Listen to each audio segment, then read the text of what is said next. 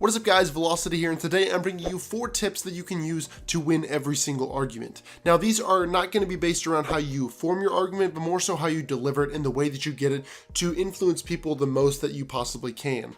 I hope you guys enjoyed this video. Make sure you leave a like down below if you did enjoy. Let me know what you think in the comment section below and subscribe if you haven't already. Click the bell to turn on notifications for every single time I get an upload, and enjoy the video.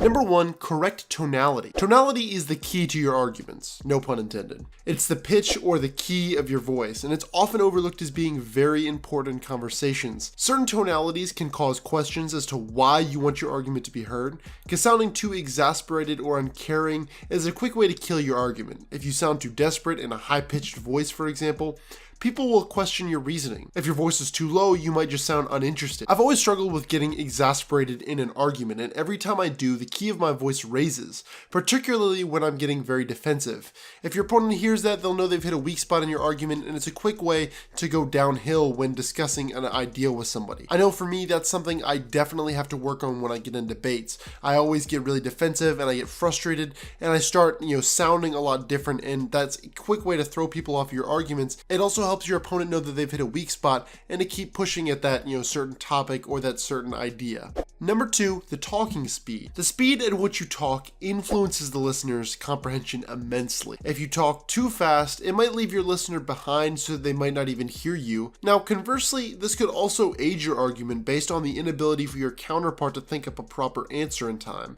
But it's very important to understand that you're trying to influence your opinion on them and change their mind, not just confuse them.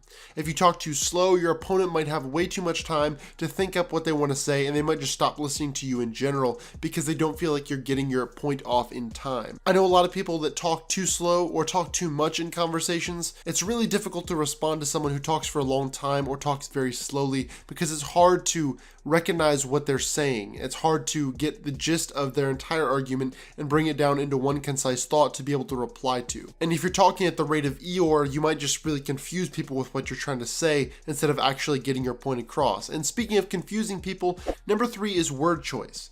Word choice is incredibly important. A commonly perceived idea is that bigger words make you seem smarter. This might be true, but big words become something to hide behind if not used in the right time. And it can also create a disconnect between you and your adversary because they might not be able to understand what you're saying. Sure, it might be good to sound educated, but after all, what's the point of language if only a few people can understand it? An easy example of using big words in the wrong time is this debate between Jordan Peterson and Michael Eric Dyson. Michael Eric Dyson is obviously well educated, but because of his use of complicated words that could be easily replaced with better known synonyms, he loses a lot of people quickly. Whether or not his point was valid falls second place to whether or not his audience can understand him. Check out this clip. The mean mad white comment was not predicated upon my historical excavation of your past. It's based upon the evident vitriol with which you speak and the denial of a sense of equanimity among combatants in an argument. So I'm saying again, you're a mean mad white man and the viciousness is evident. Okay. And finally, with the help of a dictionary, I can actually tell you what Michael Eric Dyson meant in this sentence. He was basically saying that Jordan Peterson was a mean white man, but he wasn't saying that because he had checked into Jordan Peterson's past and seen all of his past actions and how he acted towards other people. He was calling him a mean white man because of the way that he was acting within the debate. Now, whether you agree with the point or not, I believe that Michael Eric Dyson could have made the argument in a lot more concise and simple manner to be able to be understood by everyone instead of me having to get out a dictionary and a thesaurus to figure out what he really meant. Number 4, proper body language. Body language is also overlooked as being incredibly important in debates and arguments. Many people don't even consider body language because it's not tangible to them. Unless you're being videoed, you can't see your body language and how it affects the other person. Body language is another one of those things that has two extremes. There's very aggressive body language and very defensive body language, and you want to stay in the middle, the area that would be considered confident. You don't want to lean forward in your arguments because it creates a psychological idea of attack. The other person will see your different ideas as an attack on their personal beliefs because they psychologically perceive your overly aggressive body stance in the same way. On the other hand, you also want to make sure that you aren't too passive.